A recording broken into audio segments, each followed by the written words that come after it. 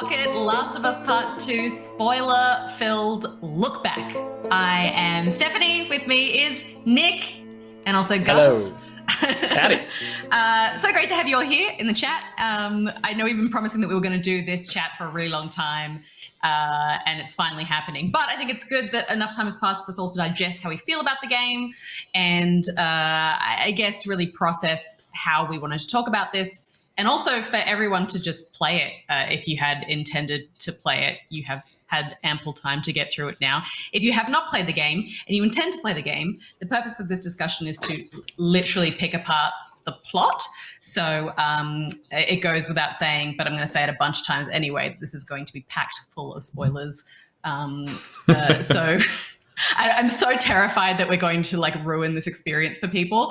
So I'm like, we've got That's to put on them. Who the hell is watching a Last of Us Part 2 video 3 months after it comes out and not expecting to be spoiled on the game? I more mean for people who are just like, oh, Back Pocket's live, and then just go do, and mosey on into a stream right when we just say the end of the game or whatever. Nick, you have a question? Yes. What the fuck is up with Gus's face? What do you mean? Is he wearing makeup? What is he look at his hair. Look at his eyes. His beard. He's in cosplay. I saw it before in the chat. I'm channeling some serious Joel vibes over here at the moment. Oh, I see. Yeah. Okay. Nick, where's your bit of dark green clothing and candles, Nick? Did you not get the memo? I have knitted this cardigan out of the intestines of my enemies. This is based on I scavenged this from a very long sequence where I had to kill a bunch of people really for no reason.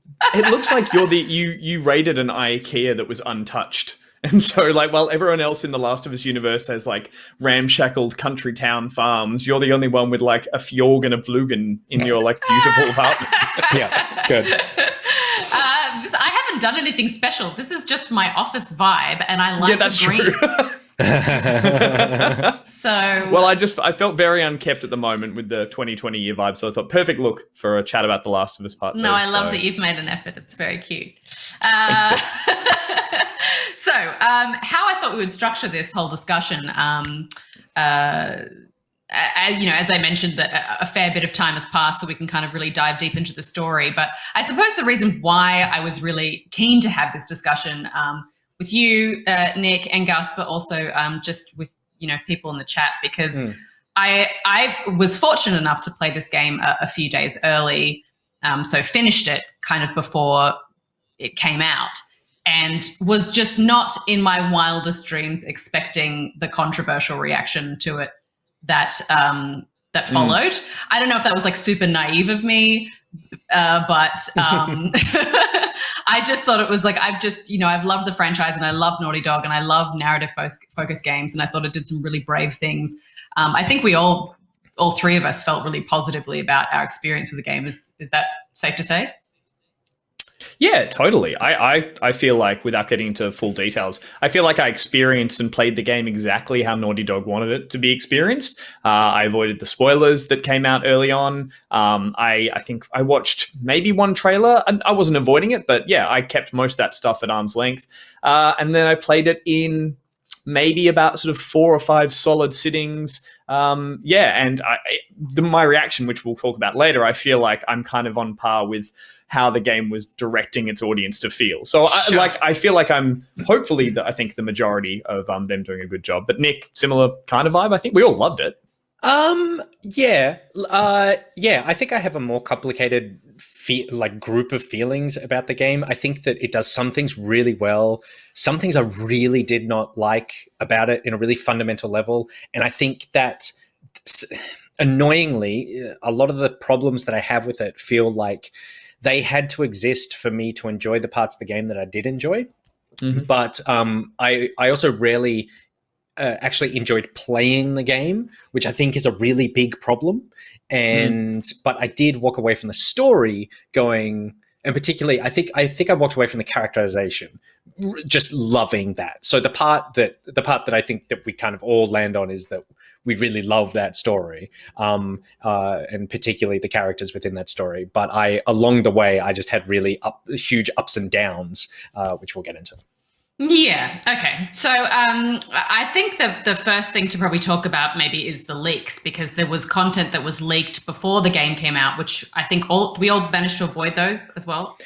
Amazingly, yes. Like I never came across anything, and I wasn't even trying that hard to avoid it. But yeah, so all that stuff that came out, I came in super pure. Me too. Confession. Yeah. I remember avoiding them. I then played the game. I then was left in my state of how I felt after playing it, and I never chased up what those leaks were. Reading them tonight was the first time I've read them. You saw it in the document. I was like, oh, that's a very line, but you've seen it already. Which I was like, I forgot that was a thing, and I was like, what a weird way to look at them now. And it's because I never saw what the leaks were. I never heard what people's reactions to the leaks were, so I had no kind of preconceived notion of anyone having a negative reaction to the game based on any of its story content or characters or inclusion and stuff. But the purpose of this chat, once again, I see people coming into the stream and just saying, oh, bye, I'm out of here. I haven't played the game yet. We're going to deep dive into the plot of The Last of Us Part 2, how we felt about the way the story was told, the controversy around the game's narrative choices, and how that's really divided players. So if you haven't played the game, you should totally leave.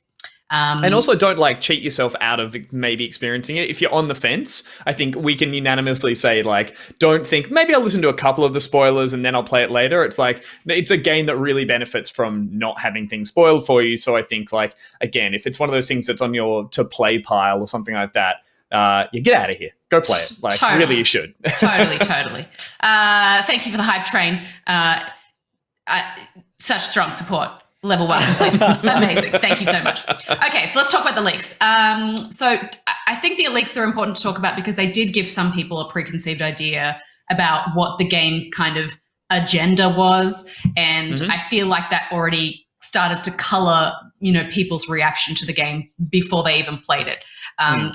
So looking at the leaks, I mean, Neil Druckmann described it as one of the worst days of his life when this stuff was leaked, because now that I've played the game, I went and looked up what the leaks were, and they are: Abby is a playable character. Abby kills Joel with a golf club. Jesse dies. Also, Abby has she been set up at any point? Sorry to interrupt. In the marketing only material? thing we saw of her was at Paris Games Week. They did the trailer reveal where you saw that scene of Abby strung up. With a rope. Getting tortured. That's right. And I remember looking at that and being like, that doesn't look like Ellie, and being confused about who that was. And I remember it was a weird, intense torture scene, and I was confused. But it felt like, maybe context, this is a vertical slice of something that's happening in the same world, but these characters are totally unrelated. So, okay, right. What that meant to people, Yeah. That you switch to Abby, and that happens about halfway through the game, and that you'll fight Ellie as Abby. That was also leaked. Wow.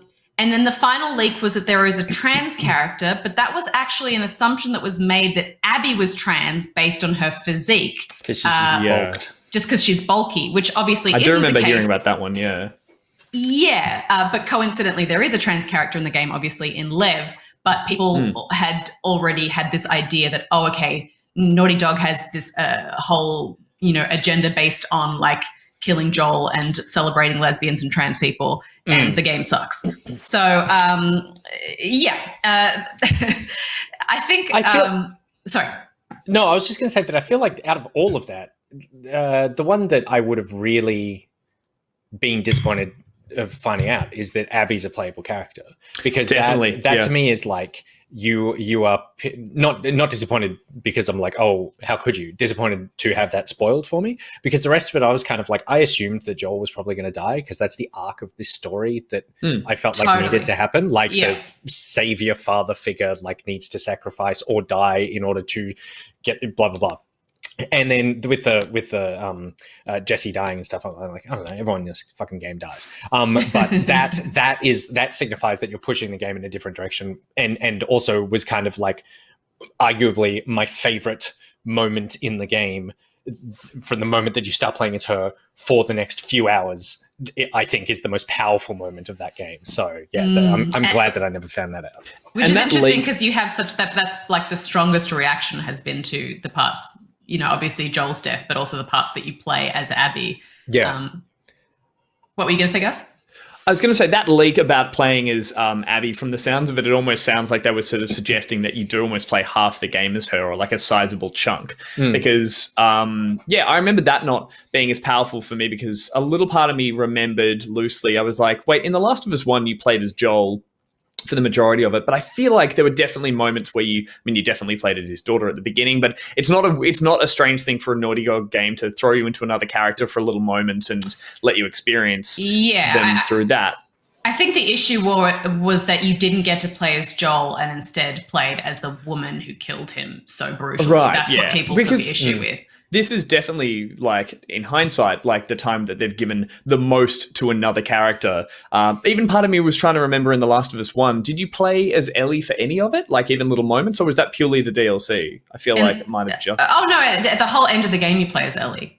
Yeah, that's right. She's like with the snow, and then you play the snow and the guy hunting and all that kind of stuff. Yeah, the Nolan North guy. Yeah. So again, the idea that you jumped into another character and you got their perspective on it wasn't that strange to me when it was happening. I think we'll get into discussions about it later, but just how long you spent as her, and that it came at this moment that I think I was looking at it as a little window into here's a brief look at this other character. We'll get back to Ellie's story pretty soon. That's purely in my mind. That's how I felt playing it.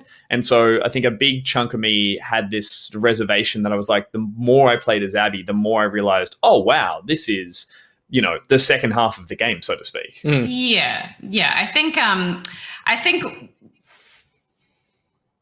that the best way to kind of approach this is because after playing the game and seeing people's kind of very aggressive criticisms of it, I think the best way to approach this discussion is to go through each one of those criticisms and discuss why they've come up and why they're so wrong.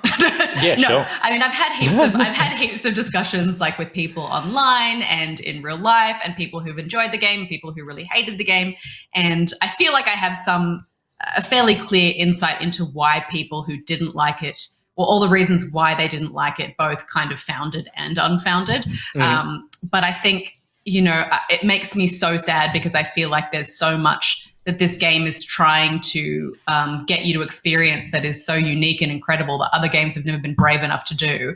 And because it didn't kind of serve the purpose that people wanted it to do, which was to get them sort of playing as, hero Joel, I feel like that was lost on a lot of people. So I guess the first major criticism to bring up is that people said is that Joel deserved better than the disrespectful death that he received.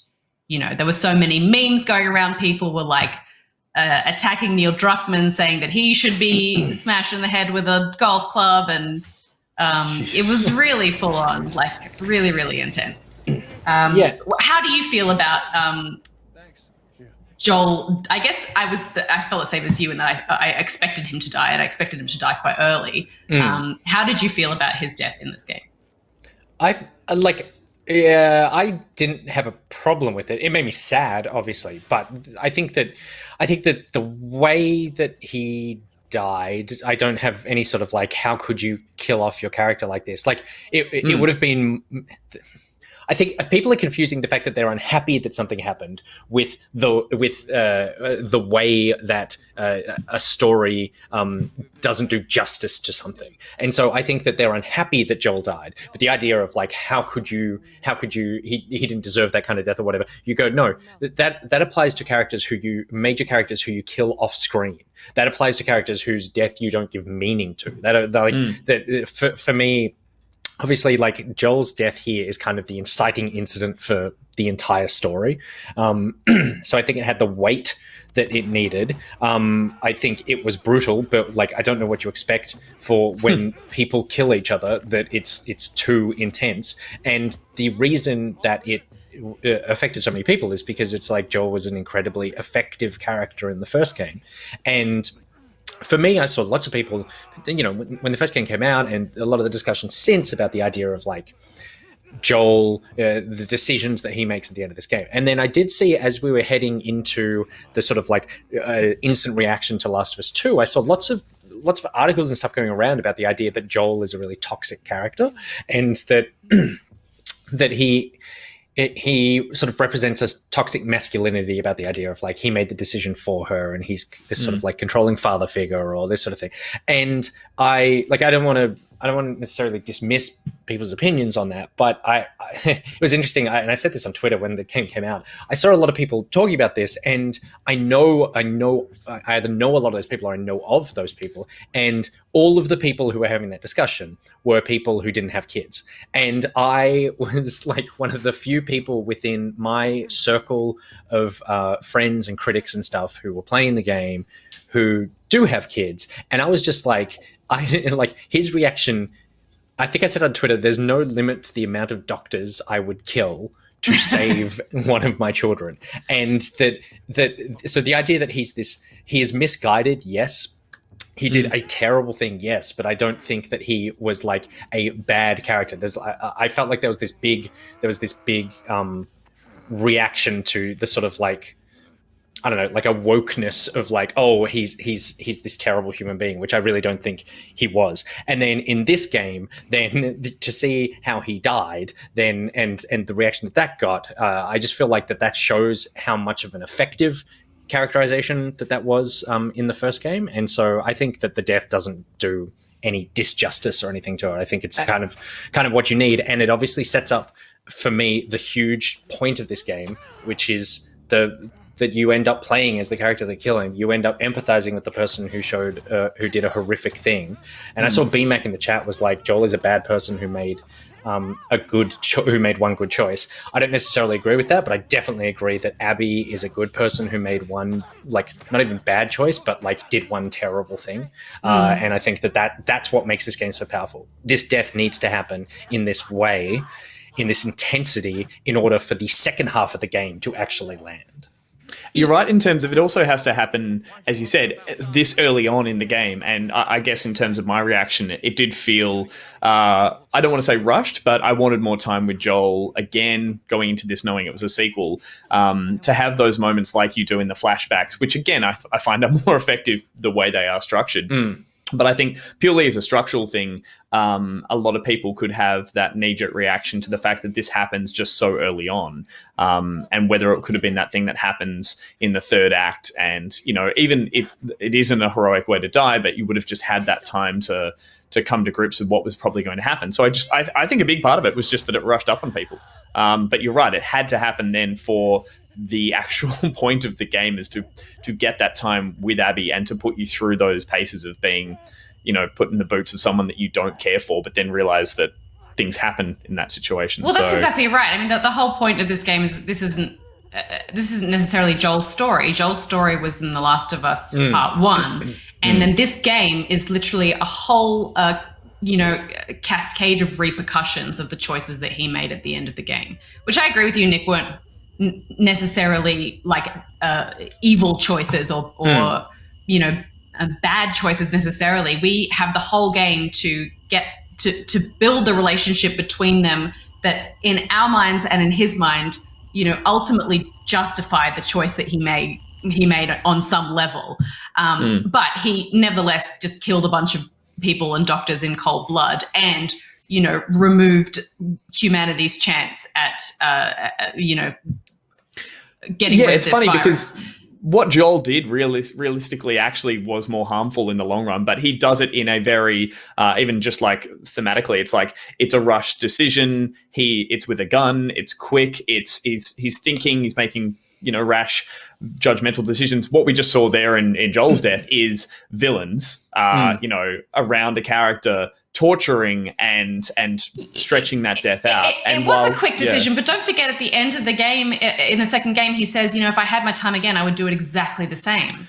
I think he makes that choice knowing that she's the most important thing to him. And that's like what this game is about, is showing you that every single person's motivation feels justified to them. And if you experience it from their perspective and you have their lived experience and their loved ones around them, you're like, yes, it's justified for them. But because they're all acting separately of one another and they don't have each other's lived experiences, they don't get to empathize with the other side. And that's why it was so important that this game was split into those two halves, that you experience everything from Ellie's perspective and then you experience everything from Abby's perspective, to the point where they lay on the whole, like, everything with the dog and everything. Like, you get to, you kill a bunch of people and then you meet them all and get to know them and love them afterwards, so that you understand what it is to be living from Ellie's perspective, and then experience all of the love and passion and lived experience of the other side. Yeah, I think what I was just touching on there is just the sort of thematicness of the fact that scene is happening in a very, dark, cold room. People predatory, like, over your characters that you care for. Now, whereas like that original one in The Last of Us 1 is, like, as I said, a bit more of an action scene that just something horrible happens to Abby's father. But by the same token, where we get to at the end of this game, when Ellie comes to full fruition chasing down other characters, like, it's escalation. It's like she by all means takes on a very brutal form of revenge. And so I just think it's ratcheting up those ways, those forms of revenge, and that one that happens to Joel, I think, is there to make you instinctively hate those characters, and then that's what changes it. Whereas I would argue in the first game it's still Joel protecting someone you care about. You're in his shoes. You haven't lived any of it through Abby or her father, and that gunshot, like, it's just such a quick sort of thing that happens. So it doesn't have that same level of villainry with it. But because it doesn't. We get to that in the end of it. It doesn't revel in it. Like, it moves through it it's not necessarily a rash decision. Because, like I said, like, I was just very weirded out by the fact that I saw so many people going like, how could he do that? I'm like, what? He just lets his, like, quote unquote daughter die. Like, that's the, and so I was just like I've never ever been in the camp of just like, like, maybe I'm the terrible person, but I just go like, I don't know, that thing of every life is equal. It's like, yes, unless it's your kids, in which case then I don't think anyone else's life is equal. But the difference is that, he's moving through that sequence in terms of he's quickly reacting, moving, whereas this is truly dwelling. And also you're seeing from the perspective of a character that you care about with Ellie, having to witness that. And a lot of the time that in the first game, that sort of sequence is you're seeing faceless doctors who you don't know sort of react quickly before also getting shot. So, yeah. Yeah. Okay. So the next major criticism, well, there's sort of two that I'll just lump together because they kind of feed into the same thing, that I saw online, was that I wanted to play as Joel and I couldn't because you murdered him. And I was sold this as a Joel and Ellie story, not an Ellie and Abby story. Naughty Dog lied to us in the marketing. How do you feel about that as an approach to criticizing this game? I definitely get people's thing of, I do think that the game was marketed to make you think that this was like a Joel and Ellie story. I do, like, at no point did I. There was some sneaky cutting in the trailers and stuff, but that is that's the one device. I wanted to bring up quickly. Yeah. So I'm trying to remember just what before you there was. Sorry, before you do this. So I do think that there's like, I get people going, oh, I thought it was this. But at the same time, I go, well, what? Like, it's not about necessarily what you think. I think when people get mad at advertising, that like advertising lied to them, I just go like, I don't know, like, what it's trying to do is protect its reveal, because what it's doing is going, the thing that is impactful about this game, we can't tell you in the trailer, because what it is a massive spoiler. People complain all the time about the fact that film trailers give away the entire plot of a movie before you even go see it. So it's like, oh, why do I need to go see it now that you've given away like all the major action sequences or all the plot beats? And you go, well, then when they don't do it, and what they give you is a lot of tonal pieces. I feel like the game's marketing was entirely about the tone of this game and not necessarily the plot of this game.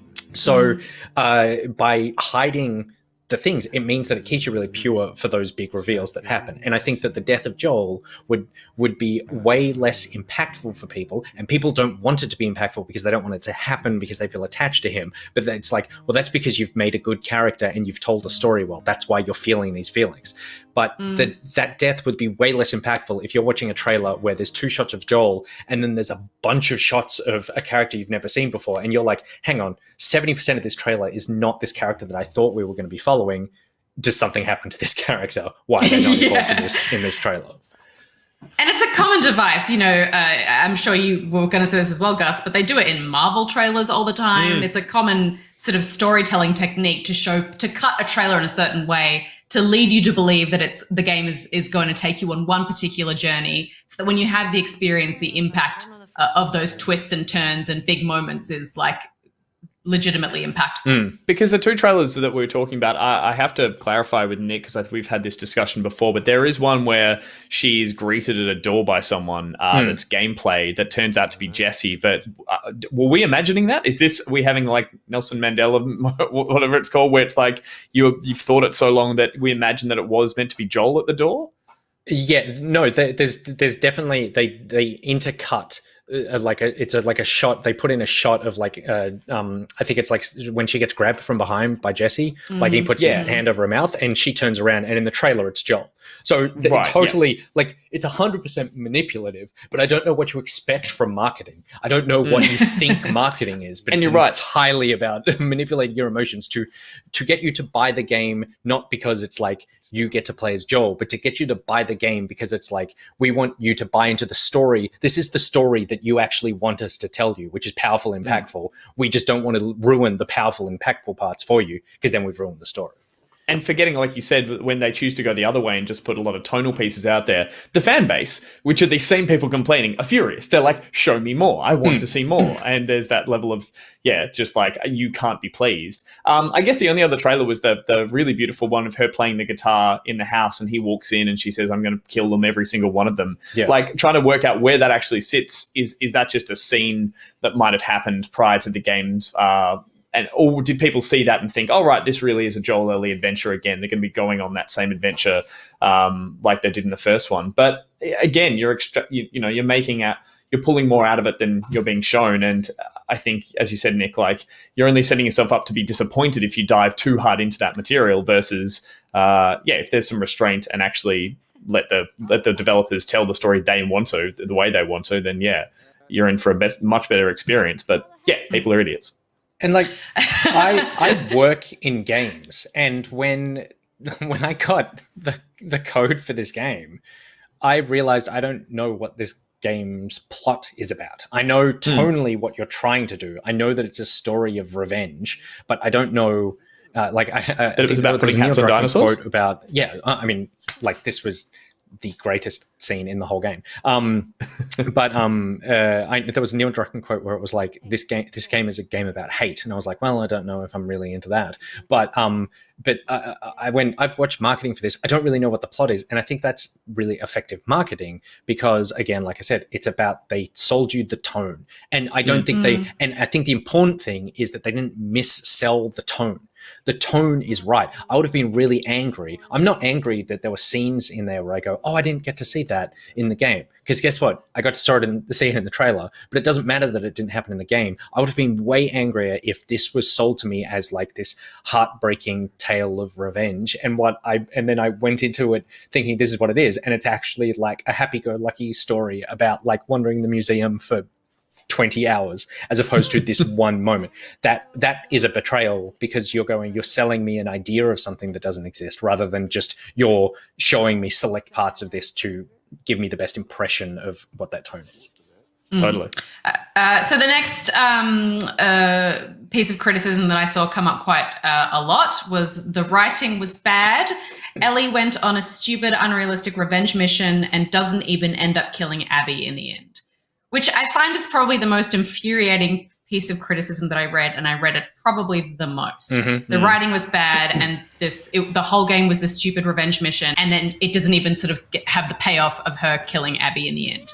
I mean, what you're saying about what Neil Druckmann said about this game being about hate, it is. It's a story about revenge and what that does to people. What we were talking about before about how these characters have experiences that are limited to their own sort of worldview is so important and at the core of what this game is about. I think the most important thing to remember is that Ellie, at the end of the game, and I've talked to people a bunch about this because some people disagree, but at the end of the game, Ellie still doesn't know that it was Abby's dad that Joel killed.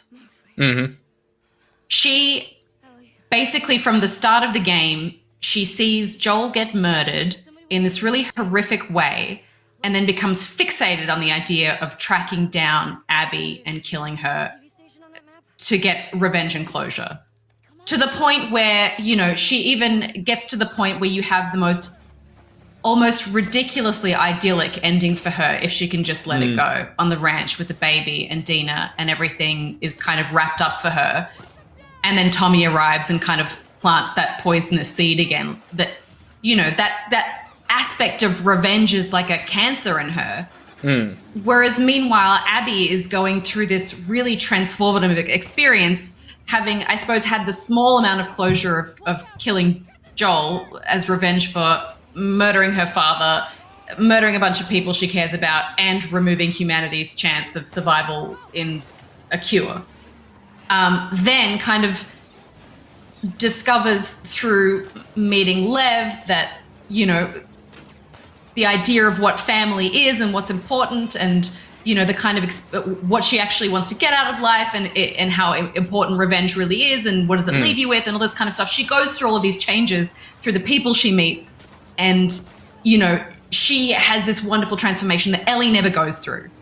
So I feel like people don't ever consider that when they just are following Ellie's story from start to finish.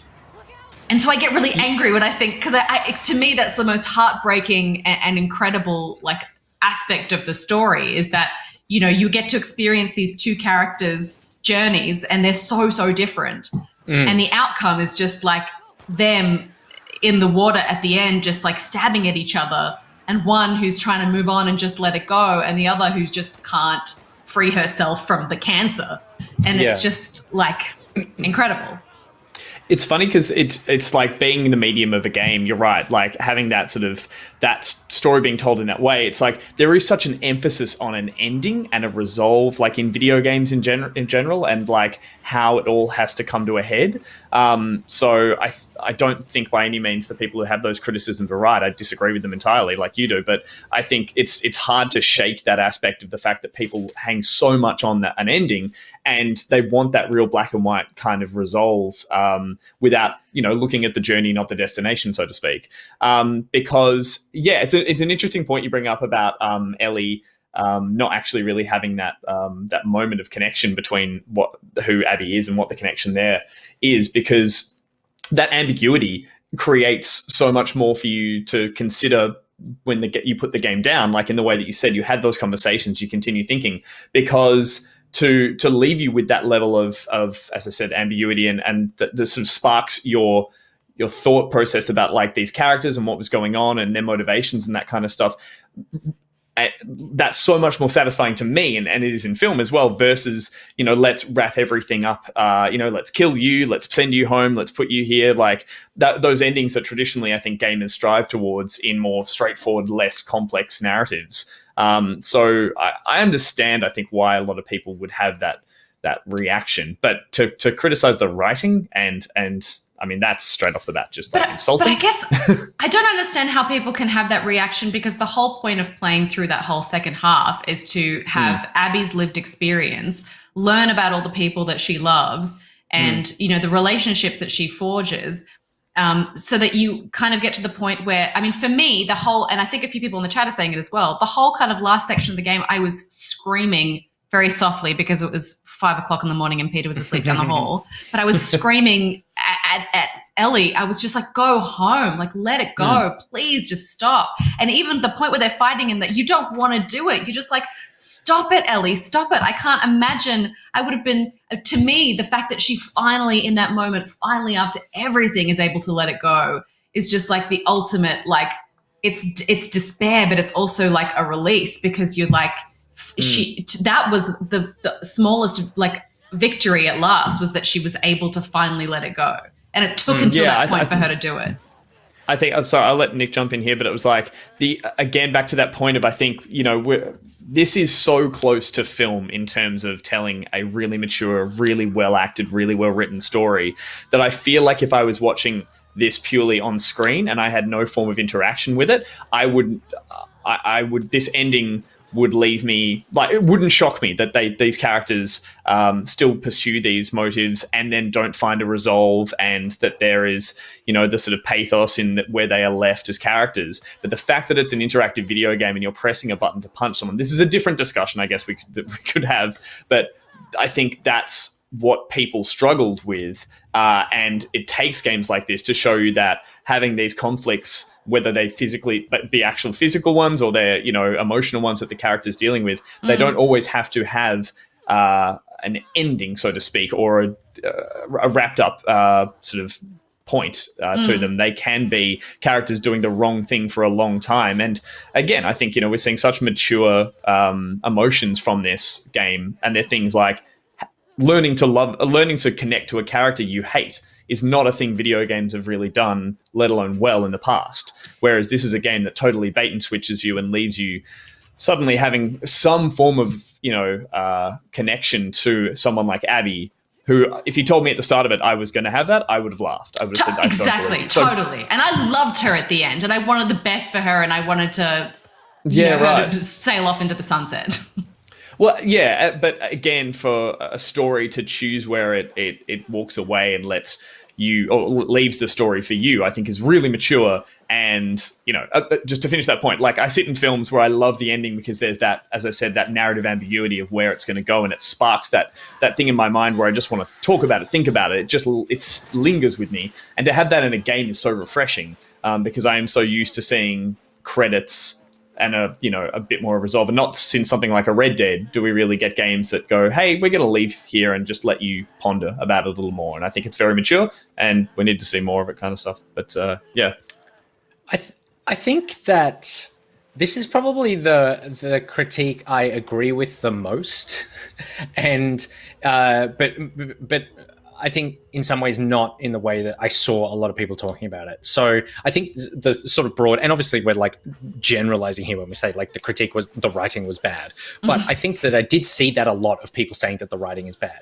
And I don't think the writing is bad at all. I think that thematically, I think the game is really interesting. I think there's some thematic simplicity to it, which feels quite heavy-handed and not particularly nuanced. I think the idea of like everyone has their own perspective is true, but I don't think it's necessarily a wildly groundbreaking, insightful thing. I think that the execution of it is really well done, but I don't think it's not a new thought. So I didn't walk away from it going, God, yeah. But do you think it's a new thought for video games though? So I think it is a new thought for video games. The problem is that the game, it's like, I feel like Naughty Dog games, and particularly The Last of Us, is trying to walk this line between video games and movies. So it's like, well, if you want to walk the movie path, then I'm going to analyze you in a film way, not just in a game way. I think in terms of like a game, this is like by far one of the most compelling and sophisticated storytelling in a game. I mean, like there's awesome stuff happening in indie games that are really small mechanical storytelling stuff, but in terms of like a big budget AAA thing, like it blows most games out of the water. So the whole revenge thing, I think, is that other people's lived experience is different to yours. Yeah, whatever.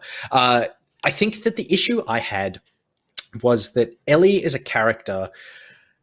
Her like downward trajectory was just really intense, really long and drawn out. And by the end of it, I was like, I'm ready for this game to be over. For it to then go into basically literally the same amount of game again from a different character's perspective was very exhausting for me. The issue I had with Ellie was that, and I think the game is trying to do this, right? That by the time I get to the end of her part of the story in the first half of the game, I hate her. And I think that the reason that I hate her is because she's doing things where she can't change the outcome of something. So I think that like when Abby and her group kill Joel, they are killing one person. They're killing the person that killed their people, right? So there's one thing of revenge. They go after that person. They let Ellie live, and she makes that point of like, we let you live and you wasted it. They take out Joel, and then it's like, we're done. Like, we're not going to go after everybody else. It was just this person. Ellie goes after everyone. She just wants to like salt the earth, kill everybody. she's also going after them as revenge and not to save someone. So I think for me, I'm like, I get the save journey. Joel was on the save journey at the end of the first game where he was trying to protect someone, and here that person was already dead for her. So what she's doing is purely like fueled out of hate, whereas Joel's thing was fueled out of love.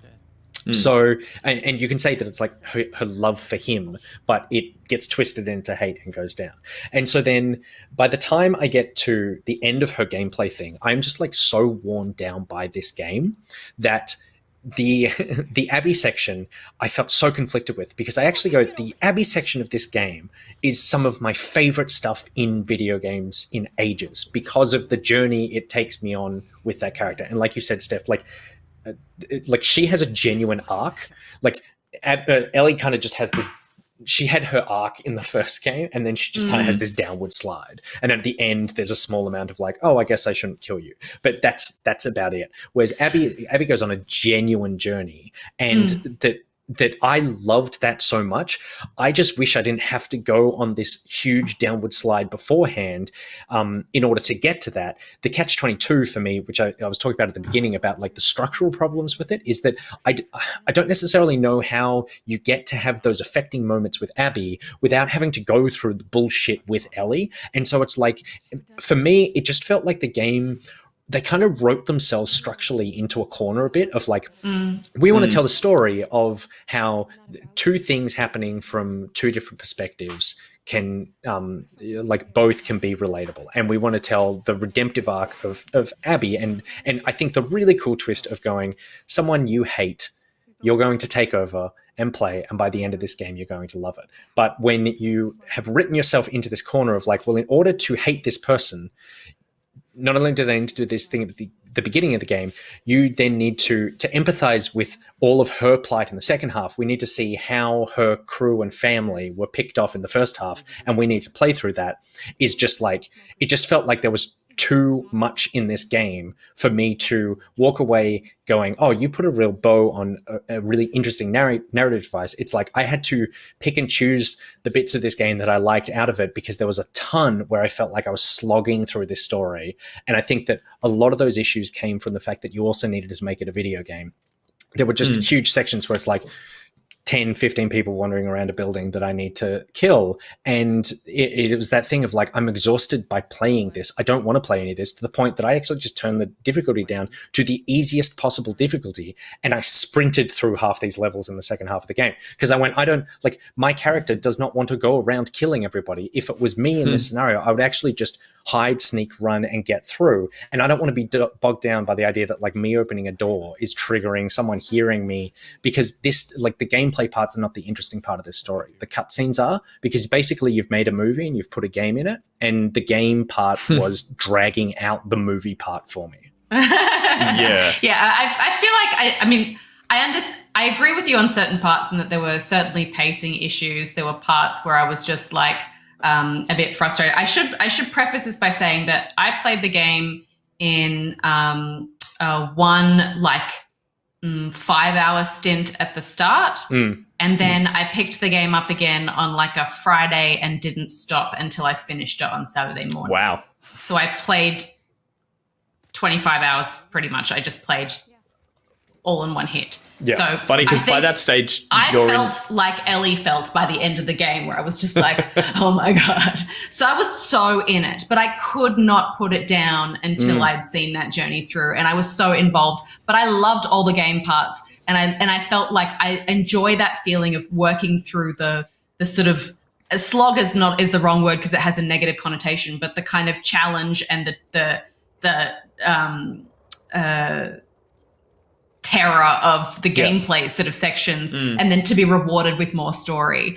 I think what I found was a bit ham-fisted was, I guess, some of the way that they laid it on quite thick, in that, you know, when they talk about sort of Ellie, we talked about Ellie sort of going through and doing stuff solely motivated by her purpose of revenge and not really thinking about the consequences. She kills a bunch of people, and then later you learn about them, and that's very, like, obviously a very manipulative device. The dog in particular, you know, we've murdered this dog and just thrown it to the side. And I don't really like killing animals in games as it is. And then afterwards I have to like get to know and love this dog and throw the ball for it a bunch of times and like develop a relationship with it. And it's a sweet, lovely dog. And like that to me was very ham-fisted. And then, you know, you're talking about the fact that she kind of goes through the game and kills a bunch of people. You know, they've done a kind of very Nathan Drake thing where it's like everyone's trying to kill her. So really she's okay because it's like she'd be killed first if she doesn't sort of act on the offensive. And there's one moment where she comes up behind someone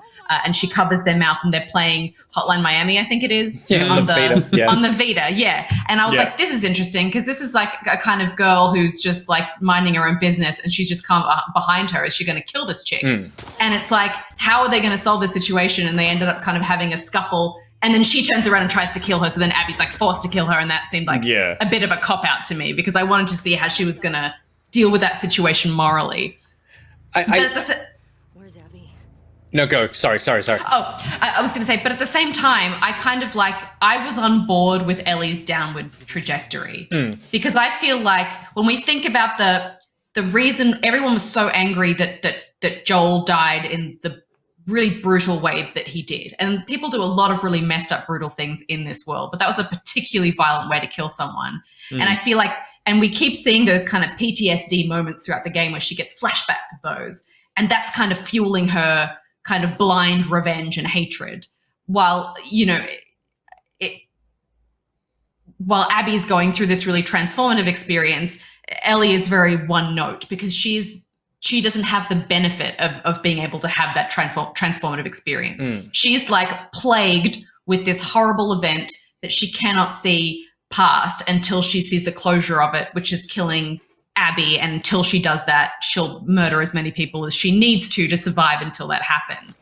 And I think like it's important that that we see that as that revenge as a sickness really tearing apart her as a character when Abby is presented to you as the villain, and then at the end you're kind of like unsure of who is, you know, more in the right here when really they're kind of two sides of the same coin. I don't know. I think I was on board with that trajectory because even then when we're at the sort of idyllic ranch, you can see she's actually tried to let it go and she's tried to move on. She, you know, the things that happened to her that were, I guess, wake up moments for her was that she kills a woman who turns out to be pregnant, which is a very kind of parallel with the fact that Dina turns out to be pregnant. And then the fact that she has this face-off with Abby and then Abby lets her live again. So I feel like at that moment, she's kind of like more or less willing to let it go, even though she's trying to sort of make the best of her life back on the ranch with Dina and the baby and everything's good. And she's like, I can make this work for them. But then fucking Tommy comes up and just like awakens a beast in her again. And is just like, your life means nothing if you can't, you know, do this thing that you said you were going to do. And that is like such a horrible moment that I feel like is so powerful and, you know, speaks to the fact that it's like she's not even herself anymore. She's just kind of acting as a woman that's possessed by something that she can't be freed from. It's funny because as beautiful as this whole sequence is and as very unexpected, I would say in my playthrough when it happened, I was sort of almost like, is this a dream? This doesn't exist in this kind of universe. But in terms of it then using Tommy as the motivation to move into the third act of the game, I would say this was a point where I wasn't affected by it as much as it sounds like you were, Steph, in the sense that it felt like I could see the code of the game here going, here's how we're going to need to move into another act. This isn't a satisfying ending in the way it's done. I wasn't convinced by the flashback she has in the barn here. It felt very contrived for me. It was just like, sure, yeah. Like again, it's time jumps, I guess, do that. Like you're meant to assume that this has been something that's been, you know, affecting her. Which brings me to a thing. I'll circle back just quickly to what you were saying about what Nick was saying actually about the padding of the gameplay in between these scenes of these really beautiful cutscenes that are essentially, you're right, a movie. I got to that point as well.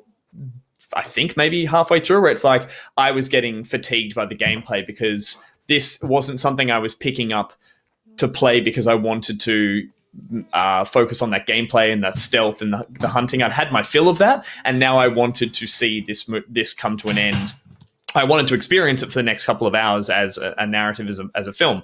So at that point, it was like I didn't switch it to easy and do what Nick did, but I definitely kind of became a bit numb to the gameplay that was there, and I could feel the pulling of the game saying we're going to pad this out because this is necessary. It's a video game. It's what people will want. And similarly with this whole scene, I could the sudden jump in motivation from Ellie, because I was happy here. I don't know about you guys. Like, I wanted to live here. And suddenly they use this sort of... I was worried that it was going to be a dream. Oh, totally. You know, it was so idyllic that I was like, she's going to wake up and it's like it was all a dream. So I'm glad it wasn't that. But then for me to show you this idyllic situation and then really just through one flashback that we see in the barn to say she's still plagued by this revenge and not finding solace in getting the revenge. It's not just through the flashback though. That's just showing that she's still affected by the sort of PTSD of it. But it's Tommy's arrival that sends her over the edge.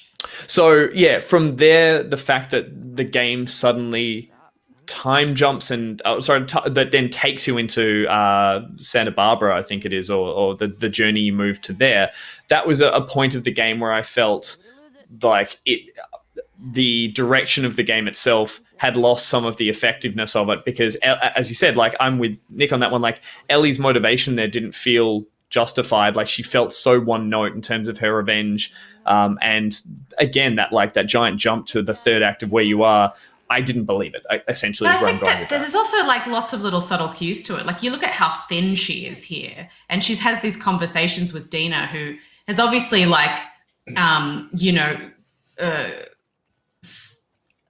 I guess supported her through multiple flashbacks that she would have been having. She doesn't sleep properly. She has events like this that happen often. And when she has this freak out in the barn, Dina's there, and it's obviously this has happened a bunch of times and she's still being plagued by it, and it's a whole big thing.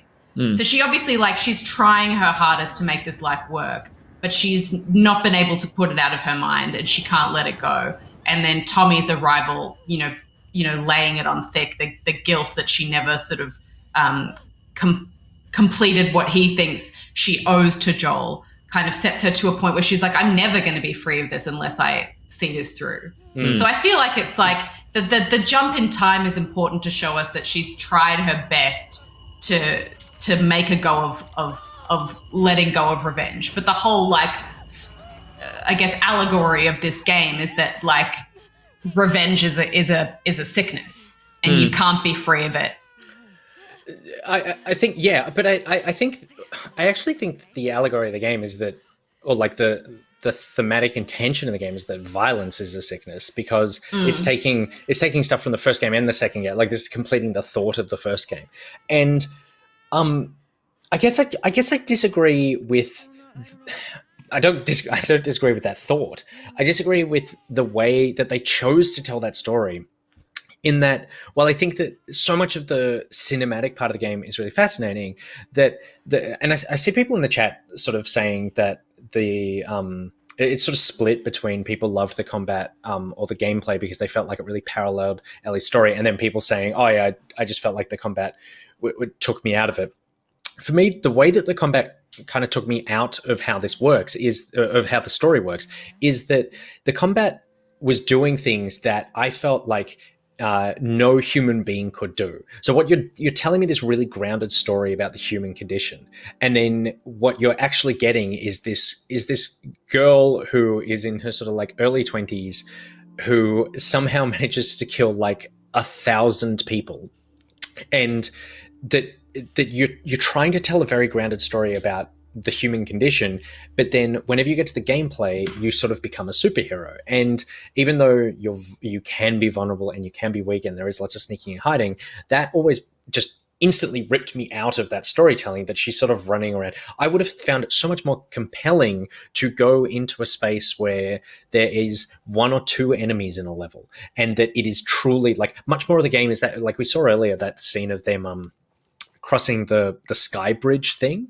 And I loved that. I loved that that you were getting this storytelling, you're in this cool environment, and that basically just using gameplay as a way of pushing your narrative forward, not using gameplay as a thing of like, well, in this moment we want the player to be doing something. Because I think that the story that they were trying to tell, while I did have some problems with some of the simplicity of it, I do think was really compellingly told. So I just wanted to keep going on that.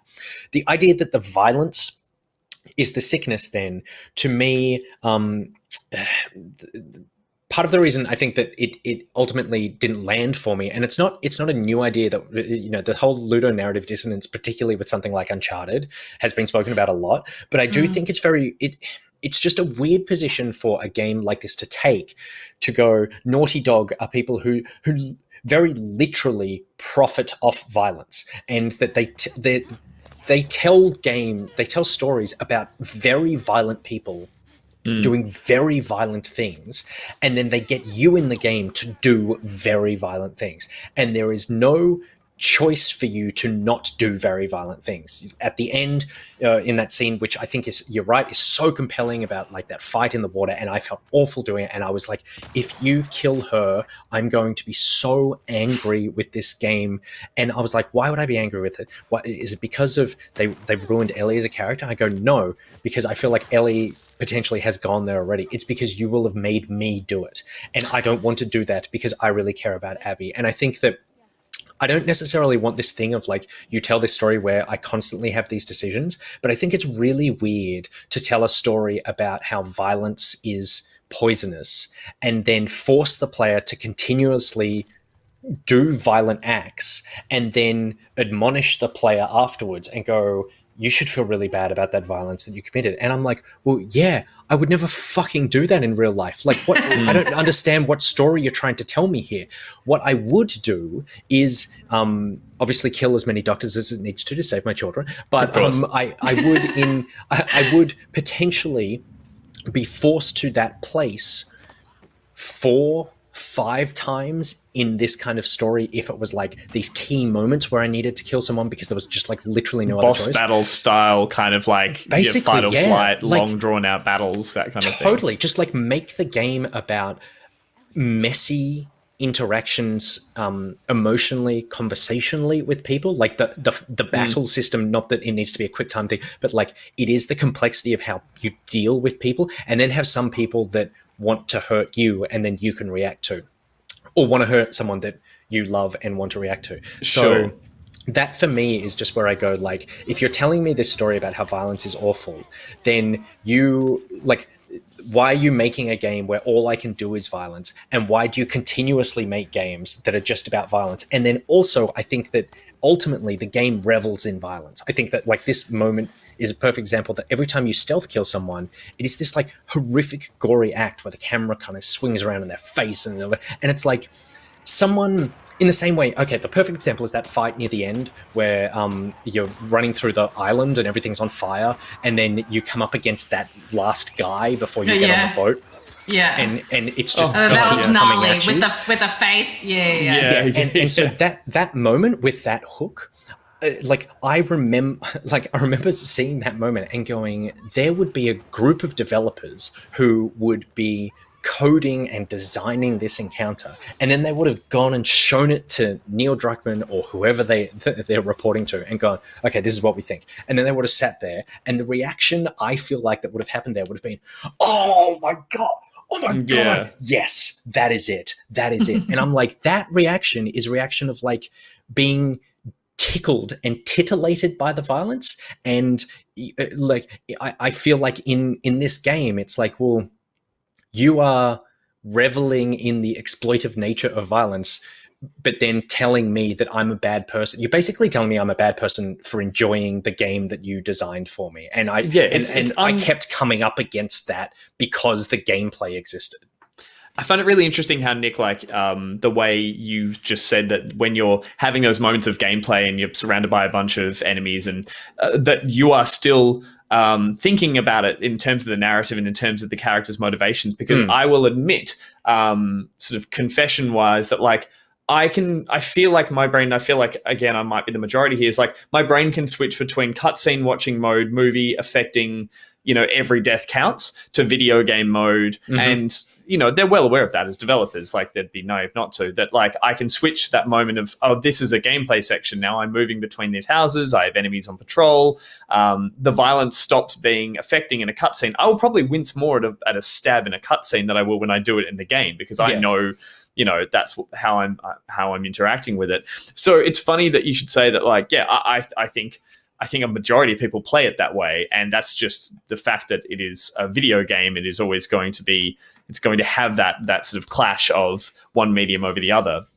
And you're right, like, it does make you suddenly, when you look back and look at your game, the time you played and the experiences you had with it, that's when you can have that hindsight of being like, I did kill a lot of people, and I was kind of satisfied every time I did.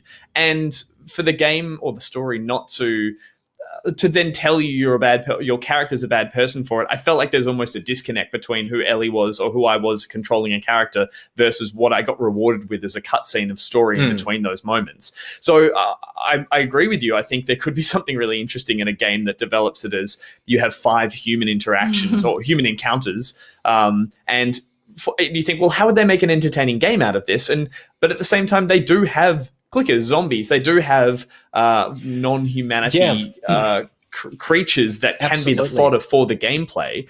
I appreciate that. I found those bits far less entertaining than hunting down humans, but there is a bit of an excuse there to create gameplay around that, and then make the human deaths really effective. Because there's no, like, I never felt I felt sorrow for the fact that people had been turned into that, but I never felt guilt for killing them when they were clickers and stuff. And I think that totally that you diminish, it felt like it diminished the impact that it was trying to have of going, like, violence is bad when you kill 1,000 people, but if I had killed 995 clickers and 5 people, then I feel like I would have been much more, that point would have been rammed home much more for me.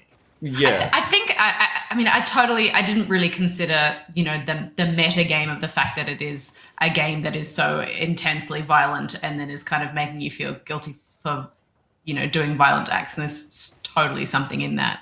I guess the way I thought about it, on one level, Naughty Dog is kind of, I still guess maybe wedded to the idea that they're still creating a marketable survival horror video game, and trying to create an experience that is on a gameplay level, hitting those marks for people so that they feel like they're getting that experience out of it. And, in the same way that maybe a lot of Uncharted games have, you do kind of just mow through a lot of goons. I suppose what I thought this was doing that was kind of trying to counteract that was to, through this whole idea of presenting someone to you as a villain in Abby, and then giving you her whole, character perspective to make you think about the fact that as a gamer, you do go through so many games and kill so many people without thinking because you love being the hero. And then when the game forces you to play as the villain, people really railed against that because they're like, I want to be the good guy and I want to be the hero and I want to save the day and kill everyone and feel good about it. And this game is making you feel shit about it. And I think that was, a really effective way to do that. And I don't know. I feel like it is very violent, and I can certainly do with a lot less of the kind of level of gore that's in there. But I think also, they've set themselves up to create a really brutal world, and it kind of, it was sort of at the right level of violent in the first game. And then I think when they created the sequel, they were really about, they wanted to tell a story where the real monsters are the people, which I know is a cliche, but they had to do that in a way that the clickers were kind of secondary. They kind of created a world that had turned people into the real monsters that they are now. Yes. I think that, and I think that's totally true. And and I don't want to spend too much time on what I wish the game did as opposed to like analyzing, but I do think that you can still tell that story if there's tons of clickers. The humans can still be the monsters, because it can be about the fact that, like, we can band together against the clickers. It's when we turn against each other that's the disaster. And I feel like the turning against each other is much more impactful if it's moments of like betrayal, if it's moments of because like I didn't quite understand why all these factions exist in these completely isolated like tribal groups as opposed to some, and so but I think that's a really good point, that they are trying to tell that story about how it's people. How do you tell that story without showing a bunch of people? I think that they probably could have just shown less. And I also think that that this isn't like it's kind of like a difficult criticism, because I go in one hand I see, this is the part I'm talking about. I'm not looking at like it just goes on for so, like, there's no way that there weren't Naughty Dog coders who were just like, yeah, that looks fucking sick. Let's do it. But the like the criticism is, in one way, I of course I believe what I'm saying. On the other hand, I'm like, well, yes, I can also enjoy what you're doing, despite the fact that I feel like there's this conflict of the fact that you're doing it in the first place. In the same way that I enjoy Martin Scorsese films, but I how it's constantly like, killing is like the mobster life will always lead to a downfall, and like there's no good comes out of being a bad guy. And it's like, but you do constantly make films where you basically glorify the existence of criminals. So even if ultimately those criminals meet an untimely end, your whole career is built on the idea of like, you are fascinated with these people and in many ways glorify them. So it's not just something that like is a Naughty Dog problem. I think it's a storytelling problem about telling stories about awful people, I suppose. But totally. And just to reiterate, like the thought process of me thinking of that, like I do actually really turn into like two mindsets when I play a game like this. And as I said before, it's that idea that I'm sitting down watching a film when I'm watching the cutscene and every bullet matters, versus then it's like, oh, time to play the game. And I'm sure, as I said, the developers know that, but it's like, yeah, I found that helped me more because I wasn't having those same issues that you were, Nick. But I still totally agree with what you said. It's like, yeah. I think it's a testament to the power of the storytelling, because I'm like you, generally I can do that split. And when I'm playing Gears of War, I'm like cutscene and then literal polygons with a reticle on screen. And those are two very different things. But this, I just feel like the storytelling, the effectiveness of the storytelling was so strong that when it transitions into the game, I'm like, well, this is that person. She literally just walked out that door and she's here. And and unlike most other games, the dialogue and the conversation she's having in the gameplay sections are fantastic and revealing and character developing. So the character development doesn't stop just because you're suddenly in the gameplay section. So therefore I was like, well, now the character can't stop because I'm in a gameplay section. So therefore everything the character does in this game is canon to me, which is like a weird thought, I suppose. But like, if she does it, she's doing this as Ellie. She's not doing this as video game character Ellie. Yeah. I want to go back to what you said about player choice, because that's another criticism of the game, is that they feel like people would have preferred in some of those moments, particularly when you're playing as Ellie, who they feel like is a character that they've really come to love and maybe wouldn't have done things that she did, and they really wouldn't have a choice for that option. I think that's a really interesting criticism, and I would love to see a version of this game where you are given choices, to see, I mean, I can't imagine people choosing, well, maybe I'm sure a lot of people would have chosen to kill Abby and, other people didn't, things like that. My issue with my issue with that is that this has never been a franchise about player choice. Because if it was, at the very end of The Last of Us, I remember there being a moment, because it was around that time where there were games where you would, the game would give you the option to do something or not do something, Modern Warfare and things like that, where you could pull the trigger or not pull the trigger, kill a bunch of people, not kill a bunch of people. Mass Effect, I guess. There's like, here we're going to put different flavors and different, ways. Yeah. So at that moment at the end where Joel's in the hospital and there's like, it kind of slows down and it pulls the gun up towards the doctor, I remember being like, I don't want to do this. And I didn't touch anything. And then I think you fail that section if you don't pull the trigger. So I was like, why? I was like, why are they making me do it then? If they're not going to give me the choice, why are they making me do it? And it's because it's always been about putting you in those characters' shoes and forcing you into the decisions that they made. And therefore, the whole second game is living the consequences of the choices that Joel made. So to suddenly give you player choice in the sequel, I feel like would have been really kind of random and not in keeping with the story that they were trying to tell, which is that these characters, have been twisted by the world that they're in and, the events that have played out, and make choices that you are being forced into. And that's like a really horrible, like distressing thing to have to live through. But I think it was really affecting in that way. I think that the difference for me, and I agree, I don't want player choice. I think that I shouldn't be made to do something. So I think that if you want if you want, So would you be okay with it played out in a cutscene? Yes, Yeah, more so. But it's a video. Whole point you feel that stuff because it's interactive. Yeah, but I think that the difference is that what it's doing is it's telling you a moral story, right? So it's going, you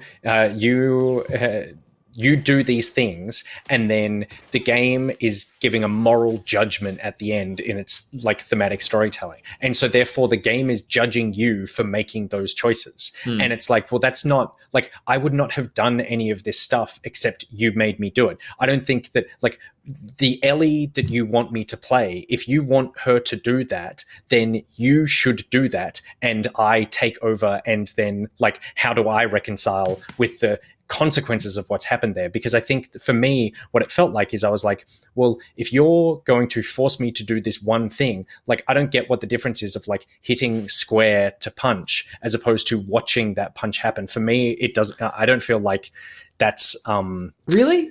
Yeah, like, I completely disagree. I completely disagree. I tend to just not go down that path of like, because I go, I know I'm being made to do this. This is not Nick, the person, is making this decision. This is like, you've put me in the shoes of Ellie for a moment to do this, but then you take over for a cutscene, and then she says a bunch of things that I don't choose to say. So why are you only making me do the awful things as opposed to, so that's kind of... But I don't feel like the game is judging you personally for doing that stuff. I think it's just like, here is a character going through something awful and doing bad things, and we want to let you know what that feels like. Because like when I was there, like that whole section in the water at the end is one of the hardest things I've ever had to do in a video game. I didn't want to push those buttons. Like I didn't want to do any of the stuff that she was doing. And I was literally saying stop. And it was just like such a hard thing to play. But then at the same time, I really loved that it made me feel that way, and that I had to do something that was so hard. And then when she finally pulled away, I was just like this massive relief.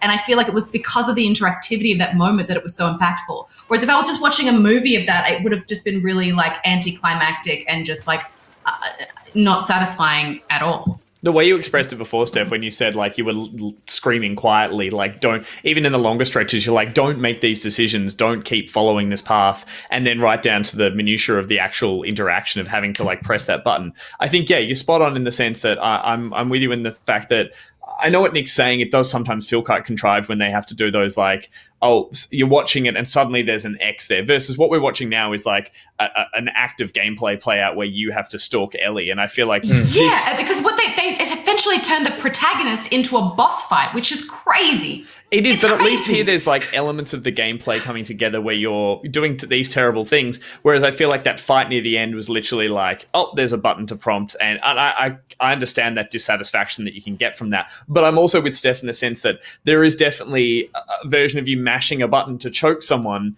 like's happening right now, and then when it's taken away from you, there's this sort of absolute sort of exhale of oh god, and that is different to watching a character you love almost get strangled versus making me interact with it.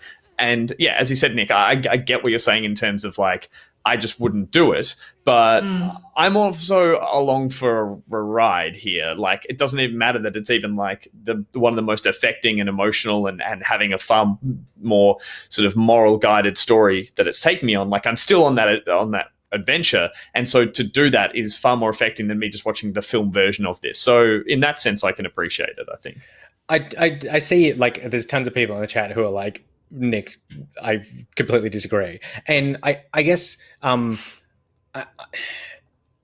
don't think, like, I'm not taking the game personally. I don't think the game is attacking me. I don't think the game is like, you're a terrible person. But I think that there is something in the idea that the game puts you in these scenarios where you have to do these terrible things, and then the game is constantly like admonishing the characters for doing awful things and creating guilt in me. And I'm like, well, I don't know why I like this narrative, this awful feeling of like me punching this person.